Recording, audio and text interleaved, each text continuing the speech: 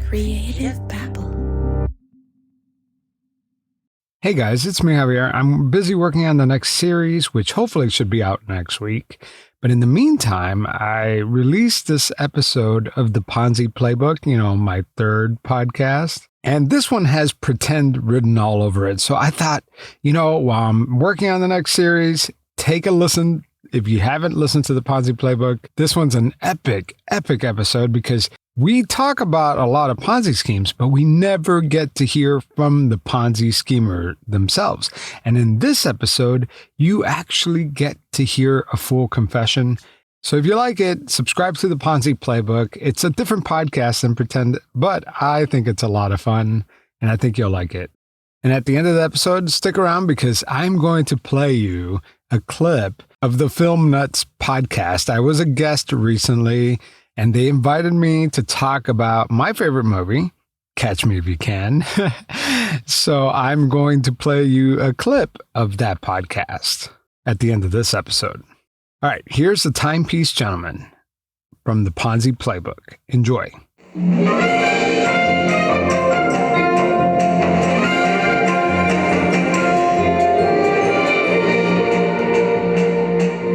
Today, Javier, we're going to be talking about the Timepiece Gentleman. Oh, wow. I'm picturing a guy wearing a monocle. He has this gold watch encrusted in diamonds. He's chivalrous, courteous, honorable man. Honorable man, opening doors for all of the women and so polite, right? He is the Timepiece Gentleman. But let's just say this name is riddled with irony because the Timepiece Gentleman, the subject of today's show, this guy instead is a highly argumentative, foul-mouthed, brash, heavily tatted, tight black t-shirt wearing, Lambo driving, Ponzi scheming, watch stealing man. Oh man, this Timepiece Gentleman. By the way, his name is Anthony Farrar. And there are tons of podcasts, YouTube videos, TikToks, blogs, subreddits, you name it about this guy, okay?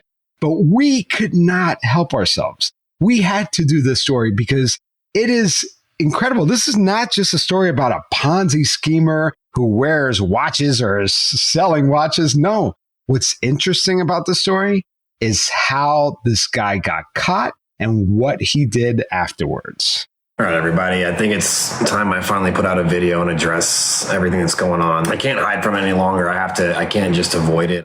All right, guys. So day 6 video, here it is. I'm still doing everything I can to pay for it, but it's obvious, it's apparent that there's a large community out there that doesn't want that to happen. They would rather me end my life, end up in prison, do whatever it takes to not be able to pay you guys back. I'm not going that route. I'm not going to succumb to the pressure. My phone does not stop ringing all day long. Point where I've actually got another number. Any of my clients that are out here watching, I've reached out to about a third of you guys. I'm going to get to the rest of you in the next day or so. That's right, Javier. We're going to hear a full confession from the Ponzi schemer himself. And how rare is that, Neil, that we actually get to hear from the Ponzi schemer confessing? This is wild. It's totally wild. Yeah. This is a guy, like every classic Ponzi schemer, living this lavish lifestyle. But in the end, he told Business Insider that he was eating canned tuna, showering at a Gold's Gym, and sleeping at a lifeguard stand on Venice Beach. He even told them that I hadn't had sushi for 3 months. Oh, the poor guy. Yeah. And we're going to hear this whole thing unfold in this one episode. It's amazing. What a gentleman. So Neil, tell us, kind of unpack this for us. Tell us how this scheme unfolded. Well, I'm glad you asked, Javier.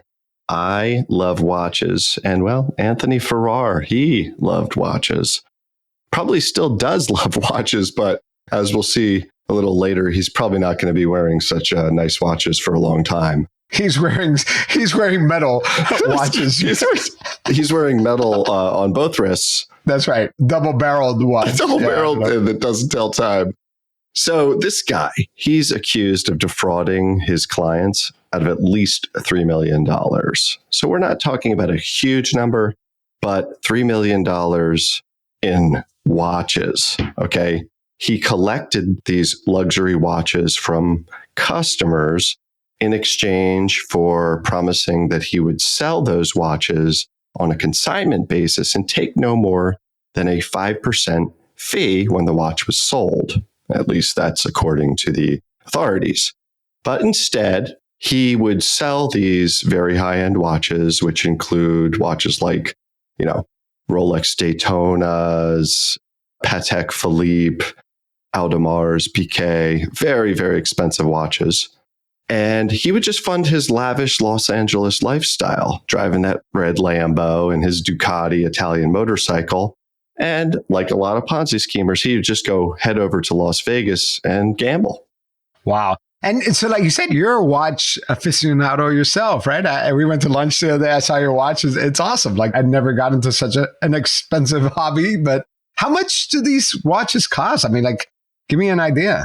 Well, let me first address the expensive hobby thing you said. This Ponzi Playbook podcast is bringing in so much dough that, I mean, what else am I going to do with all this extra rounds money? To zero. Yeah. Well, it brings a lot of joy to make. But the watches that Anthony Farrar was dealing in, I mean, these watches could go for $100,000, $150,000, some even more. I mean, watches can go up to $500,000, even over $1 million if they're extremely rare and they have jewels and things like that. So, yeah, today's episode is going to be awesome, Javier. And it's not awesome because we're going to be talking about watches, because unlike you, Neil, most of us are not into watches. What's really, really interesting about this is that we have so much audio to comb through of this guy trying to explain himself, trying to crawl out of this mess that he created. And it is such a rare opportunity. I mean, we've done like over 15 episodes now. We have yet to hear from the Ponzi schemer. That's right. And that's what we're going to get into today, right? So this is a miracle of a story, right? We have a very, very content-driven Ponzi schemer who is willing to say it all. I'm Neil McTighe. I'm Javier Leiva. And this is the Ponzi Playbook.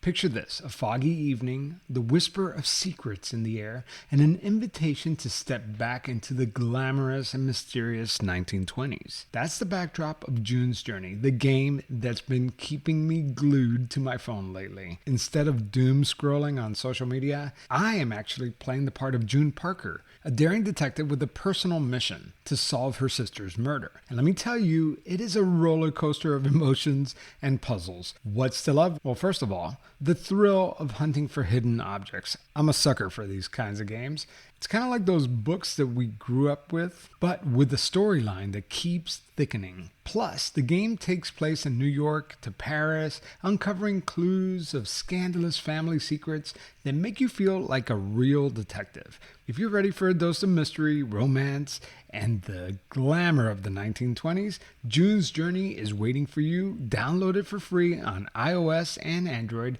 and let's see who cracks the case first.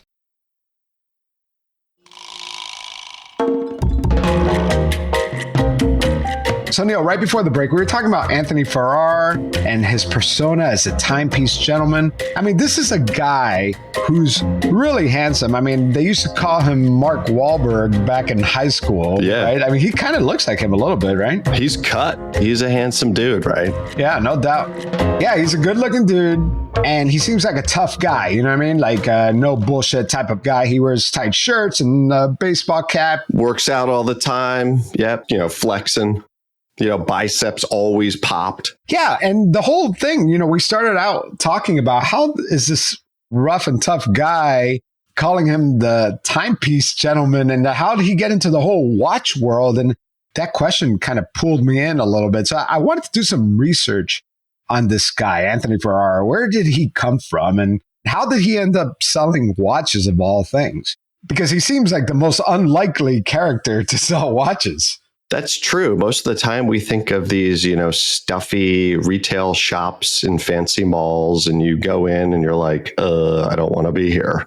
Yeah, I usually tend to think of a grandpa kind of guy, Well, just a very elite boutique sort of, exclusive world, not this hard ass sort of brash Lambo world, but the watch world is filled with all sorts of people with money. And this is not a guy who came from generational wealth, okay? This is not like a guy that he's just, living the life and he has all this extra money. No, this guy came from nothing, okay? Yeah, he came from Casio watches, I'm sure. Oh, yeah, exactly.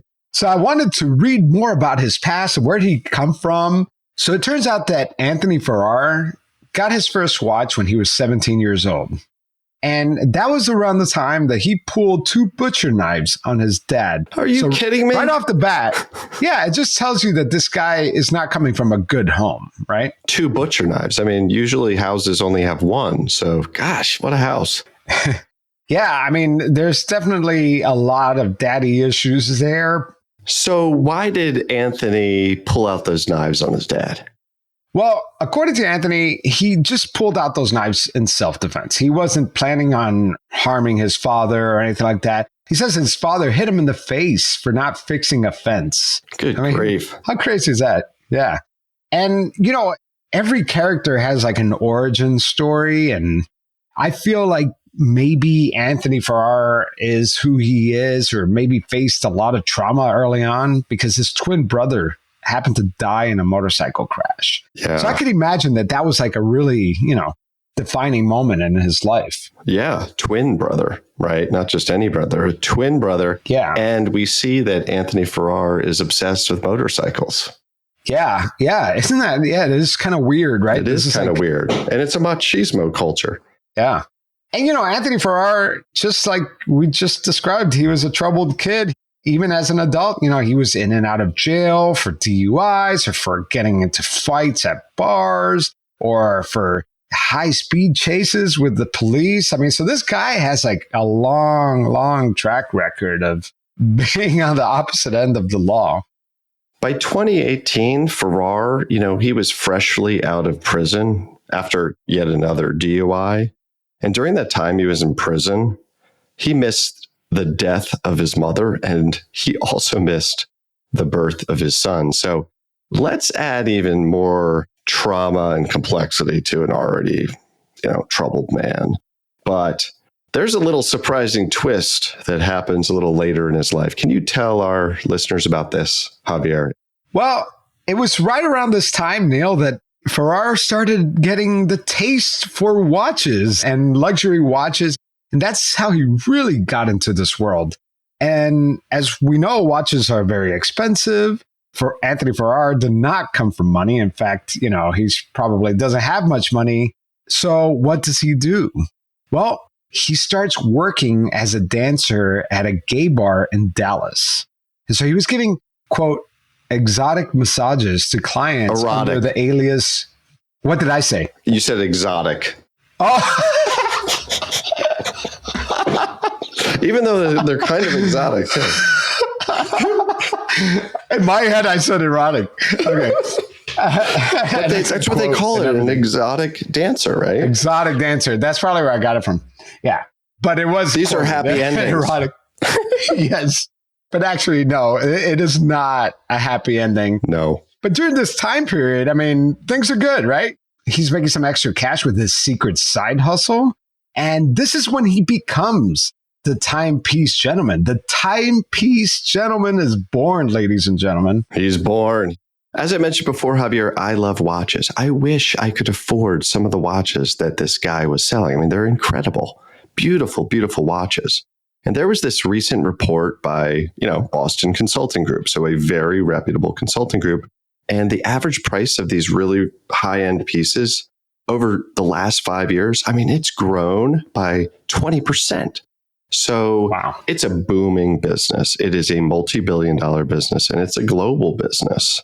Anthony Farrar, who loved watches himself and loved wearing them while he had butcher knives in his hand, but he decided that he was going to make money flipping these things. He would buy them and identify prospects who might be interested in purchasing these high-end watches, because the pre-owned luxury watch industry, that's what was blowing up, because there was so much demand and not enough supply, particularly for Rolex watches. So he was able to sort of go to steakhouses or fancy places throughout Dallas. He'd identify people wearing high-end watches, and then he would present his sort of, let's say, briefcase full of expensive watches and make the deal, and he was using Instagram and Craigslist. He was starting to drive content online. He was building a brand, and it was just this sort of unregulated business model. And these folks then would consign watches with him. So he'd sell them watches, but he'd then consign them, and he'd just make his commission. It's a really fascinating business model. Well, I just love how back of the trunk this whole business approach is. It's like he shows up at these bars. I just love that visual, right? Like he shows up at this steakhouse in Dallas and he's looking around, right? And he's like, all right, that guy, he has a nice watch. He's drinking, some high-end top shelf liquor. Let's go spark up a conversation. And I mean, that just tells you the kind of hustle that this guy brought to the watch world, right? It does. And you mentioned he didn't come from money. So he has good looks. He's confident. He is intelligent. So he's able to leverage all of that. And he doesn't want to live the life he came from. He wants to surpass it. He wants to be, he wants to be rich. He wants to be free from all of that. And he also wants to be free from his troubled past, his past that involved spending time in jail. He just wants to be a successful business person. So watch flipping, you could make a ton of money doing that. You could buy a watch at $30,000, find somebody who wants it and flip it for $40,000, and you get, your commission on that.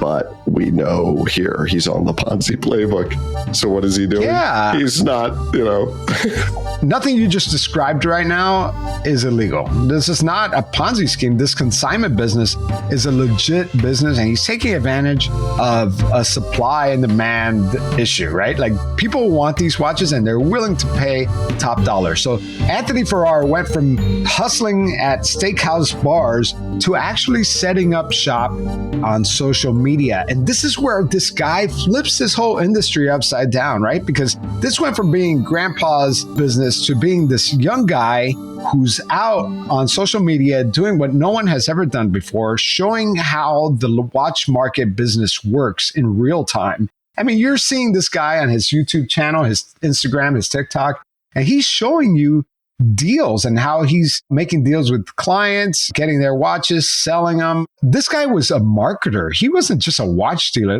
He was an amazing social media master, I think. All these excuses. Look, if you don't want to do this deal, just tell me and I'll get back on a flight and go home, and then stop wasting my time. I think you're right. And in some of those videos, he has folks scheduling appointments with him at his shop, and they bring in very, very high-end fakes. I mean, these watches, the fakes themselves of, say a $40,000 Rolex watch, but it's a fake Rolex. They're so good, they would, fool most people. So these folks schedule appointments with Anthony. They come into his shop. Anthony is sitting there. I mean, he's packing heat. That's bullshit. Okay, just wrap it up. Look, you gotta go. This is done. Time to go. Adios. I call the police.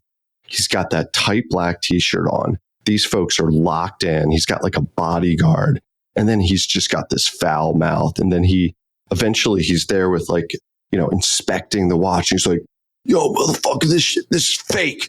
And then he gets in an argument, and then the people are like, no, it's not. It's like, and then he's like, I'm not giving it back to you. Get out of here. And then he's posting this on social media. He's live streaming it. The dude is nuts. And he's, like you said, he's doing all of that to get eyeballs, and it's working. He's getting tons of views on his videos, and he's also getting some street cred, right? Because he's like, oh, he can spot fakes among the hardest of fakes to spot. And Neil, you and I have talked about this in the past. It's like if you have a podcast or a TikTok channel or anything that's successful on social media, you all of a sudden become the authority, right? And it's called authority marketing. We talked about this before. And Anthony Farrar became the authority on these watches. He earned people's trust. I mean, could you imagine how much trust it would take for you to ship your $100,000 watch FedEx to some guy that you saw on the internet? Okay. Yeah. Like, think about that for a second. That takes a lot of trust. And Anthony Farrar was building that trust. I mean, he was taking these high-end watches, holding it for his clients and trying to resell them. I mean, I just don't want, I mean, I know this is a Ponzi playbook and I know that we all know how this story will end, but I don't want to lose sight of the fact that he earned people's trust on social media and he gained a lot of expensive watches. And there was a lot of money passing through his desk. It sure was. I do very good business and I always keep my word. I always pay my debts. You see, Javier, there's a real problem with social media. Social media is all about keeping up appearances. Are you going to just post a picture of yourself sitting at home on the weekend in your modest, little apartment? No, he got stuck because he was blowing so much dough on this lifestyle, which was initially derived from success in business, that he started having to pay these massive bills for these video shoots for this image of success. That image of success is what was getting him the higher end clients. So he kind of screwed himself because suddenly he has to buy the Lambo. He has to have the fancy this, the fancy that. He has to throw lavish parties because his Instagram feed has to look sensational. His YouTube video has to look rich. Right. Because how is a multi-billion-dollar... It's like a chicken and an egg situation, right? Yeah. So here you have this guy, Anthony Farrar, who has nothing, okay? He has nothing, but he has to appear like he has everything. And so in order to keep up that appearance, you have to kind of invest in the business, right? Like his storefront is the internet. And if you see this guy with a tight t-shirt and muscles, but he's driving a Toyota Camry, you're not going to send him your $100,000 watch, right? That's right. You're going to send him your $100,000 watch if he has a brand new Lambo or he's showing himself in videos eating $2,000 plates of sushi. Right. Because that guy is successful. So how do you pay for all that stuff, right? You kind How of do you pay for it? From the funds, right? You have to borrow from the funds. This is what I call an unintentional Ponzi. The guy wanted to grow and build an amazing, successful business. He then got totally over his head because all of his success was directly tied to how good he was on social media, to how confident and strong his public image was. And he had to spend money to keep that image up because if he didn't, it was going to fail. At least that's what he convinced himself of. Yeah, but man, once you get the taste. Once you get the taste and you know. Yeah, the taste, And you don't have to give the erotic massages anymore. So Anthony Farrar was showing this like lifestyle that was incredible, right? And that was his storefront, right? TikTok was his storefront. Instagram was his storefront. But in order to be really legitimate, this guy had to open up a storefront kind of in the epicenter of luxury, right? And that was Beverly Hills. That's where I want to be. Now he has a brick and mortar store selling these watches, and it really legitimizes him, right? It sure does. I mean, he's internet famous, but now he's, set his roots. Business is good for Anthony Farrar. I mean, it is. He set up a legitimate business. He's a marketing powerhouse. He has a storefront in Beverly Hills. But, he has a flair for the dramatics sometimes, He sure does. You know what they say? What do they say? What do they say? P.T. Barnum once said that there's no such thing as bad publicity. Anthony Farrar had to shake things up a little bit.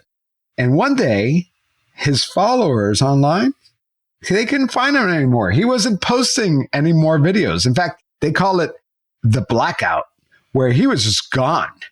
And I mean, let's just imagine, Neil, you just sent this guy your watch, okay? And he's no longer online. With some consignment contract, right? That says, I'll give you 5%. And it's like, okay. What are thanks. you thinking right now? What are you thinking if that was your watch? I am scared out of my mind that I just got scammed. Yeah, I mean, some of his customers thought that maybe he just took their money and just ran with it. But rest assured, it was just a publicity stunt, okay? He says it was a publicity stunt to promote a charity that he was working on. Oh, Yeah, it just tells you the kind of guy that this is. And if he's capable of doing this, well, then we know that there are bigger hits coming. Anthony Farrar is living this, he's living this high life. I mean, there's even a video of him doing donuts in this Audi A8 in an Office Depot parking lot. I mean, the car is worth almost $200K.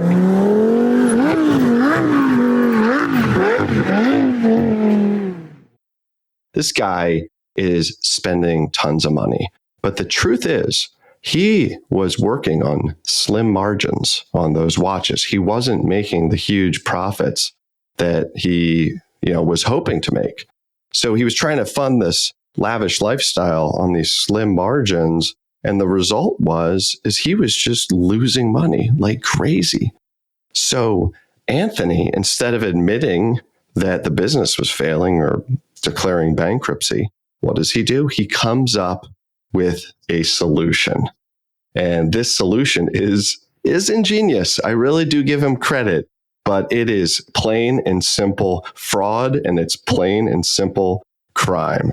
Yeah, I mean, I could only imagine what would happen if all these watches just kind of disappeared one day. Ooh. Maybe his troubles just go away. And one night it did. 4 masked men, they pulled out their guns, they tied him up, demanding he show them where his watches are. Anthony Farrar says that police found him shaking in his underwear with his hands and feet zip-tied. What kind of underwear? Calvin Klein. Calvin Klein, tight white, fresh. And Neil, we actually have a news clip from after this home invasion. Let's play it. Multiple demands of where's the backpack, where's the briefcase, so they knew what they were looking for. And I showed them to a couple of decoys that we have set up around the place, and they zip tied my hands behind my back, and then they left out my patio door. Told me to wait about 5 minutes or they'd be back. That was quite a dramatic clip from Anthony Farrar. It's almost as if it were rehearsed. And I wonder, because these folks didn't take much, just a little jewelry and a backpack with some relatively inexpensive watches. They didn't take millions of dollars. And that's because Farrar was setting up his huge social following for this idea that he was constantly in danger, constantly under threat. And he was setting up the idea that, folks, he might just lose millions of dollars of watches, even if he has bodyguards, guns, safes, because these people want to steal those watches. And if that's the case, that would be an easy out of this scheme. Javier, that's not the only time that somebody pointed a gun at him, or so he says. Yeah, there's been other reports of gunmen going after some of his associates. And it was always looming over this possibility that, this is a very high stake business, almost like a heist. Yeah.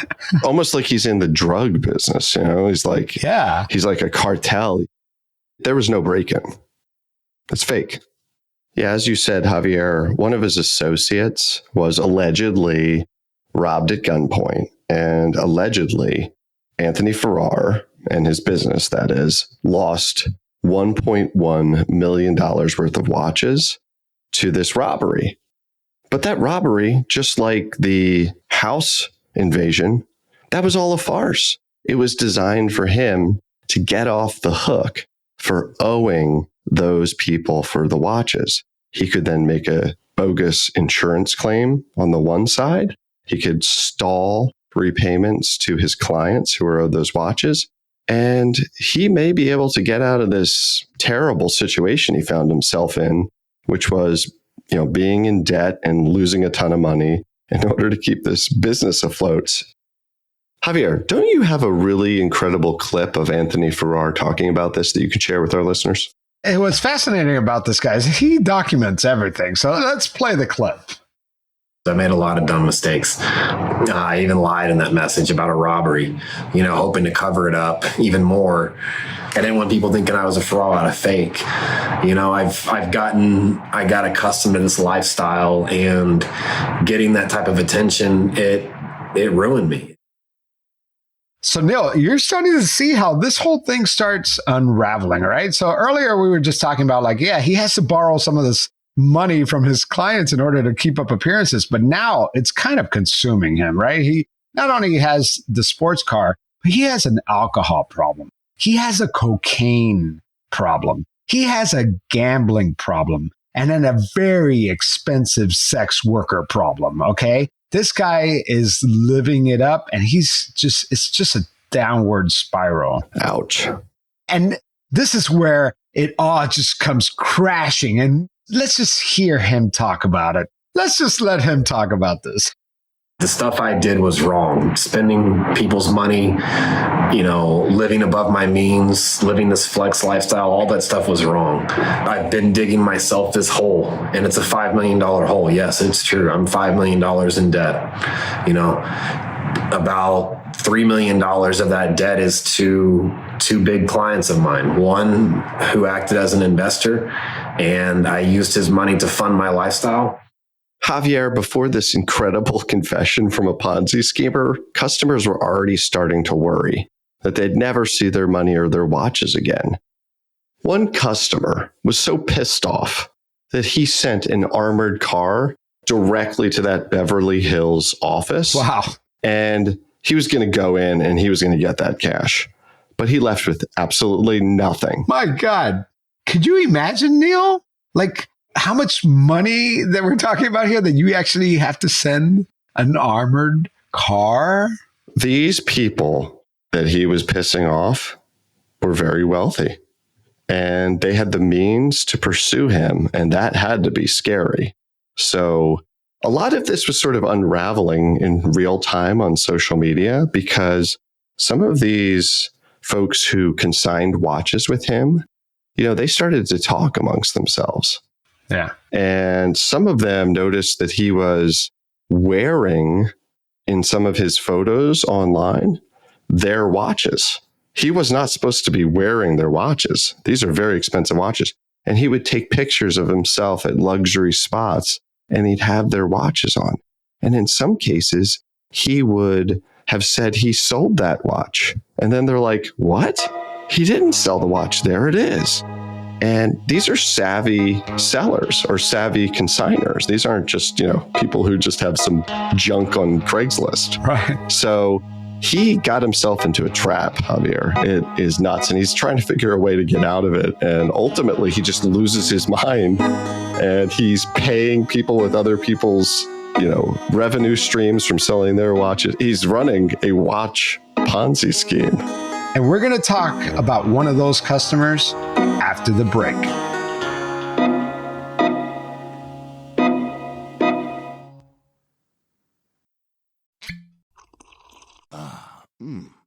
The first taste of rare bourbon you finally got your hands on. That's nice. At Caskers.com, we make this experience easy. Caskers is a one-stop spirit curator with an impressive selection of exclusive, sought-after, rare, and household names in the realm of premium spirits and champagne. Discover the top flavors of the year now by going to Caskers.com and using code WELCOME10 for $10 off your first purchase. Get $10 off your first purchase with code WELCOME10 at Caskers.com. Ladies and gentlemen. What are you doing? What do you mean? Just keep it simple. I'm making the promo. Just keep it simple. Just say, hey, we're the Brav Bros. Two guys that talk about Bravo. Ladies and gentlemen, boys and girls, we're the Brav Bros. No. Oh. Dude, stop with the voice. Just keep it simple. I've seen promos on TV, dude. This is how you get the fans engaged. This is how you get listeners. We're trying to get listeners here.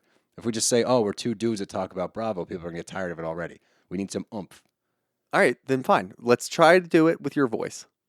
Brav Bros. Good job.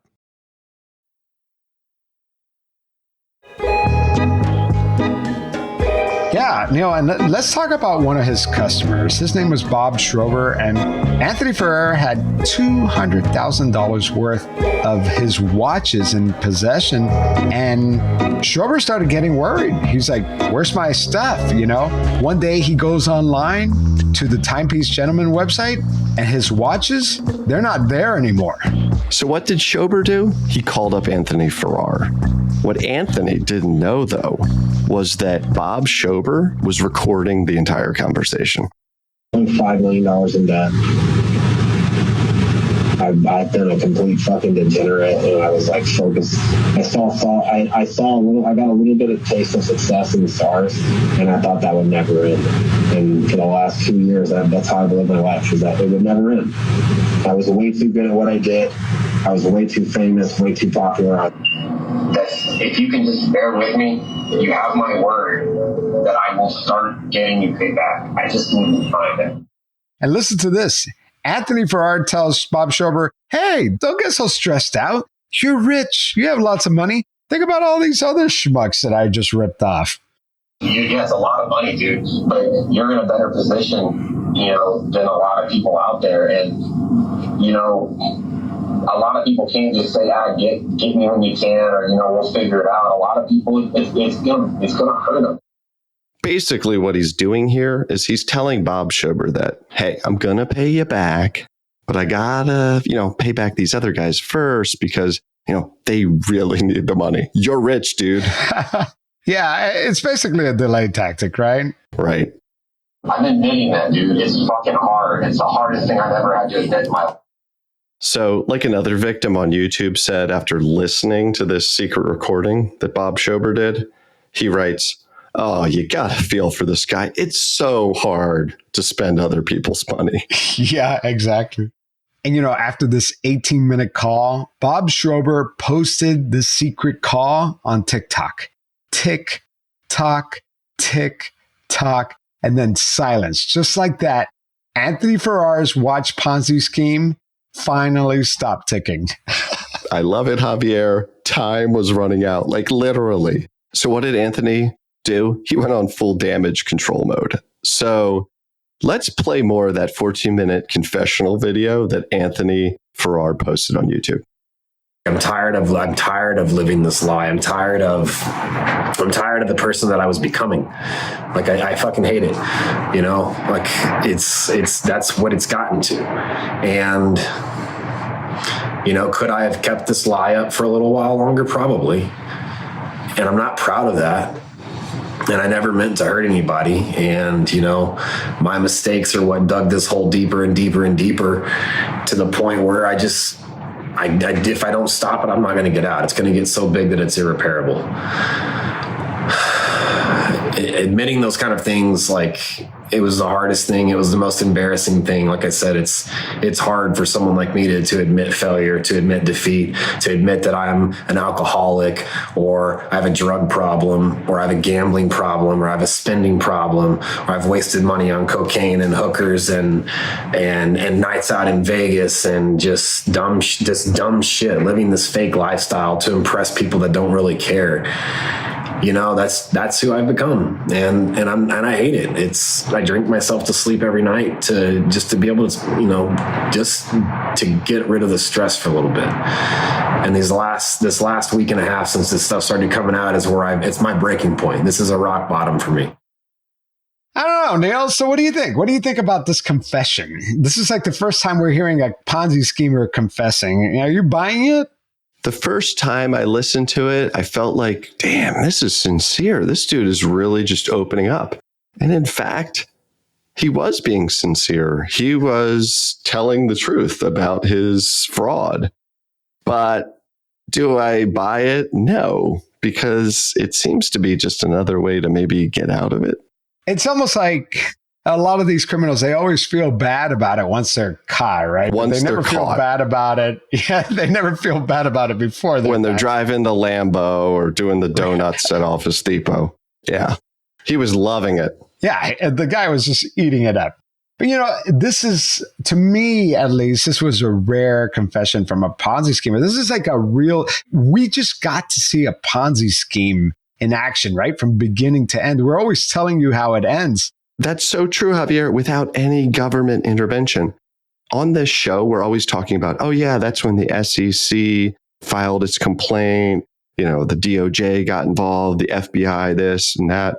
No, this is in real time with just and people, well documented, vigilante justice, people just with money just going after each other. It's nuts. I say we play one more clip from Anthony Farrar. What do you say? It's too good. Let's do it. I'm not hiding from this. I'm not turning my social media off. I'm not going to file bankruptcy. I'm not going to leave the country. I'm not going to do any of those things. The whole point was to own it and start figuring out a way to try to fix it. So this clip, he says, I'm not hiding from this. I'm turning out my social media. At this point, he hasn't been arrested or anything, but we know it's coming, right? But for some reason, I get the sense that he thinks that he's going to get out of this somehow, that he's going to fix this. What do you think about that? He's saying that, hey, man, I'm going to be open. I screwed up. The business failed, but I'm going to hustle, and I'm going to make things right. I'm going to pay y'all back. Suddenly he's the fixer. Yeah, let's play this TikTok video where Anthony is calling one of his clients after he was exposed. Hey, Anthony, what's going on, man? Hey, how are you, buddy? Doing good. How you doing? Hanging in there. Taking it a day at a time. Do you prefer Zelle? You got Zelle, right? I'm pulling up Chase. I'll send you a wire for the first $2K payment. Well, I'll do it while you're on the phone with me. Payment. Should see that in the next 30, 40 minutes. At the most an hour. So here you are. You see this guy. He's calling a real customer. He's asking, how do you like that payment? He actually makes the payment, and you see it happen in this one short little TikTok video. But really, all he's doing is robbing one client to pay another one in order to save face and put on this show on social media, right? But the question is it working? It's a straight Ponzi scheme. What's up, everybody? It's day 3. Unfortunately, I have not completed any sales today, nor have I made any payments. So the debt counter is not going to change at all. For half a minute, maybe I should just leave this industry. And, then once I get up and I regroup, I'm not leaving. I'm not going anywhere. I'm not hiding. I'm not going to run from something just because I got got dealt another bad card or had something else that came against me. And you're seeing it. This is a Ponzi scheme. In real time. Yeah. Open book Ponzi on social media. It's so crazy. So it's summer of 2023. And after that initial confession video, what does Anthony do? He starts posting these daily confession videos and these daily sort of inside looks into how he's fixing the Ponzi. He's Mr. Open Book now. It's something. So let's hear another clip. Hello? Yo, what up? Hey, what's up, Anthony? I just got off the phone with Chase. It should be good. You should see it already. Yeah, dude. Thank you, man. Hey, what's up, man? Just wanted to know. I know that last week or a couple weeks ago, I gave you a cashier's check for the balance today. I'm out of town, but I just sent you. I pulled your consignment agreement, and I got the wire info off there. So I just sent you a wire for $3,400. So you'll see it. It's Saturday, so it's not going to show today, but you'll see it first thing in the morning. It'll get pulled out. But just wanted to call and let you know that I sent that. Cool. All right, buddy. I'm going to mark that on my list, and I'll talk to you next week. All right. Thanks, man. The only way I'm going to dig myself out of this hole and get people back on my side is showing that, 1, there are still people willing to put faith in me, and then 2, I'm following up with it and I'm doing what I'm saying I'm doing. Man, I got to wonder about this guy. Does he not have a publicist? If I were his attorney personally, I would tell him to ease up on the social media confessions, dude. It's not looking good. Yeah, it's not going to help you in court when you want to plead not guilty, that's for sure. Yeah. Well, Anthony Farrar went from eating at the most expensive sushi restaurants to eating tuna right out of a can. He no longer has his Hollywood Hills home. He reportedly sleeps in a lifeguard stand on Venice Beach. This guy went from the highest mountain to the lowest low, right? He sure did. And this is when the government does get involved. A lot of people were pissed off. They knew that he had now pulled this confession stunt, let's call it. He was poor, he failed, it was all just good intention, it just went wrong. But the FBI wasn't buying that, and the DOJ wasn't buying it. So what then happens? The FBI arrests him at a storage locker. Yep, his own storage locker. He had been indicted on wire fraud and mail fraud. So with this confession and public record, and Farrar having screwed over a lot of rich people, this is when the government gets involved. The FBI arrests him on the DOJ's complaint, which came quickly. And in that complaint, it read, quote, at least 20 victims contacted law enforcement officials with complaints that they had never received money from the sales of their watches or the watches that they had given him money to purchase. So Farrar was charged with wire fraud, and that's a felony that carries a statutory maximum of 20 years in a federal prison. So Farrar is no longer wearing those fancy timepieces. He was wearing those handcuffs. He was thrown in the slammer, and he was denied bond. So he's been in that slammer this whole time. He's not posting on social media. We wish he were. And so far, the trial is set for the fall of 2024, and we're going to be following it step by step and sharing that on social media. And Neil, I want to add something here because I suspect that a lot of people who were screwed by Anthony Farrar, the Timepiece Gentleman, they're probably listening to this right now, right? The watch community is a pretty strong community, and we just skimmed the surface on this story. There are so many great testimonials online from people who have done business with him, people who have now feel like this is a big black eye on the industry, you know? And I just hope that we did this story right. And welcome to the Ponzi playbook. This is what we do. We're talking about watches this time, but next time we're talking about a different kind of Ponzi scheme. But there is a Ponzi scheme of every flavor. And I think you mentioned that on prior episodes. You know, it's like you thought at first that there couldn't possibly be enough stories out there on Ponzi schemes. I really didn't think so. But there's so many. I pitched this to my agent, by the way. I don't know if I've ever told you this, Neil, but I actually pitched this podcast before we ever did it. I pitched it to my agent to see if she could shop it around to some big network. And she goes, you know what? Nah, it just doesn't have legs. And I'm like, oh my God. And I actually agreed with her at that point because I'm like, yeah, how many times can we talk about a Ponzi scheme? But really, each one is so different.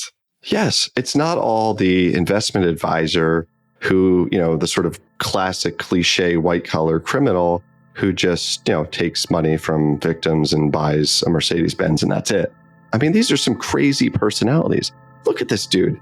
I mean, just look at this dude. He is nuts.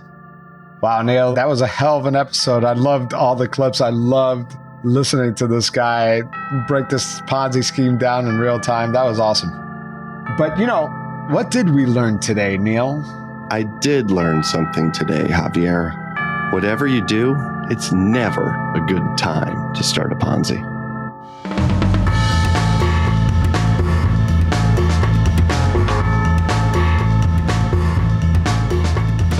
That was the Timepiece Gentleman.